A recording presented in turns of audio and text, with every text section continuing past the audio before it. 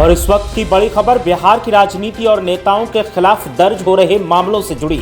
तेजस्वी यादव की टेंशन बढ़ाने का काम लगातार जारी है। अब एक और नेता कानूनी रडार पर आ गया है। पहले भाई वीरेंद्र पर केस दर्ज करवाया गया और अब इतने से मन नहीं भरा तो अब इस उम्मीदवार को फंसाने की कोशिश की गई है। आरजेडी के बड़हरा सीट से उम्मीदवार अशोक कुमार सिंह उर्फ राम बाबू सिंह पर एफआईआर दर्ज करवाई गई है।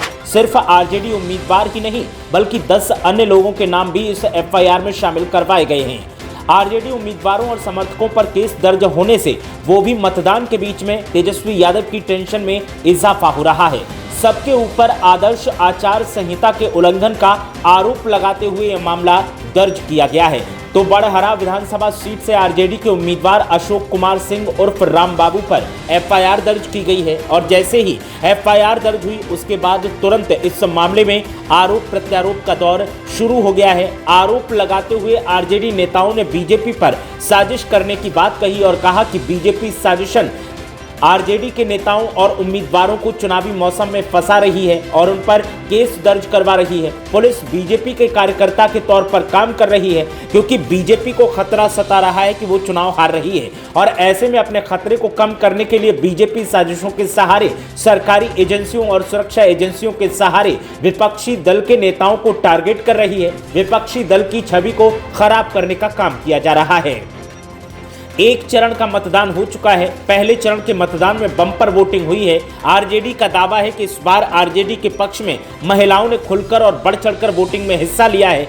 बीजेपी की तरफ से भी अब खतरे के अंदेशे को भांपा जा रहा है और ऐसे में अब एफआईआर का खेल खेला जा रहा है। जब से ये मामला सामने आया है उसके बाद से आरोप प्रत्यारोप की राजनीति लगातार तेज होती दिखाई दे रही है और इस आरोप प्रत्यारोप की राजनीति के बीच जिस तरह से एफआईआर दर्ज की गई है उसने कई सवाल खड़े कर दिए हैं। बिहार चुनाव के बीच नेता प्रतिपक्ष तेजस्वी यादव की टेंशन बढ़ सकती है। बड़हरा विधानसभा सीट के प्रत्याशी अशोक कुमार पर जब से एफआईआर दर्ज हुई है उसके बाद से टेंशन में इजाफा दिखाई दे रहा है।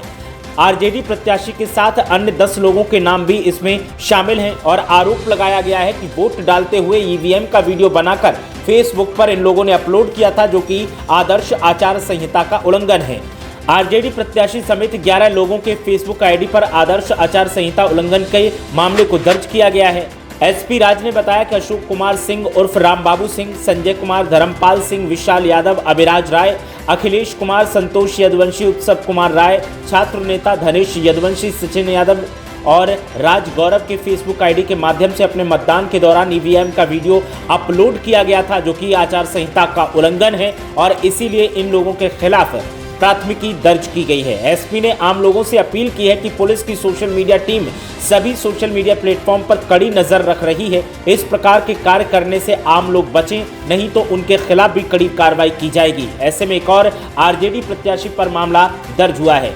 आपको बता दें कि भाई वीरेंद्र के खिलाफ भी चुनाव आयोग ने कड़ा एक्शन लिया था। दरअसल गुरुवार सुबह भाई वीरेंद्र अपनी पत्नी के साथ मतदान केंद्र पर पहुंचे थे। मतदान के बाद बाहर निकलते ही उन्होंने आरोप लगाया कि सुरक्षाकर्मी मतदाताओं को लाइन में रोककर मनमानी कर रहे हैं और एक विशेष राजनीतिक दल के समर्थन में माहौल बनाने की कोशिश लगातार की जा रही है। साथ ही भाई वीरेंद्र पर दरोगा को धमकी देने का आरोप लगा था, जिसके बाद उनके खिलाफ मामला दर्ज किया गया और अब अशोक कुमार के खिलाफ ये मामला दर्ज किया गया है, जिसको लेकर के अब हंगामा मचा हुआ है और इस हंगामे के बीच एक बार फिर आरोप लगाए जा रहे हैं। आरजेडी के नेताओं ने आरोप लगाते हुए कहा है कि जानबूझकर हमारे नेताओं को परेशान किया जा रहा है, जानबूझकर हमारे नेताओं को टारगेट किया जा रहा है, जानबूझकर हमारी पार्टी और हमारे नेताओं की छवि को खराब करने की कोशिश की जा रही है और ये सब एनडीए गठबंधन और बीजेपी के कद्दावर नेताओं के इशारे पर पुलिसकर्मी बीजेपी कार्यकर्ता के तौर पर काम करते हुए कर रहे हैं, जो कि बेहद शर्मनाक है। ये लोकतंत्र का मजाक बनाया जा रहा है। लोकतंत्र में ऐसा नहीं होना चाहिए, लेकिन बीजेपी ने हर किसी को पंगु बना दिया है और अपने इशारे पर सरकारी एजेंसियों को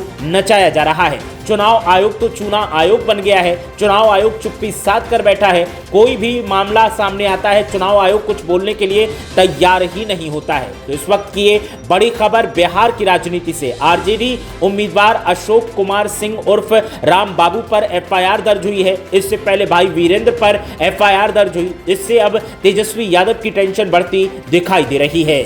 बिजनेस में नहीं आ रही उड़ान, नहीं मिल रही कोई खास पहचान, तो फिर KY विजन बनेगा आपके बिजनेस की पहचान। अपने बिजनेस का तरक्की से रिश्ता जोड़ने के लिए आज ही KY विजन ऐप को इंस्टॉल कीजिए, अपने बिजनेस को रजिस्टर कीजिए और तरक्की से रिश्ता जोड़िए।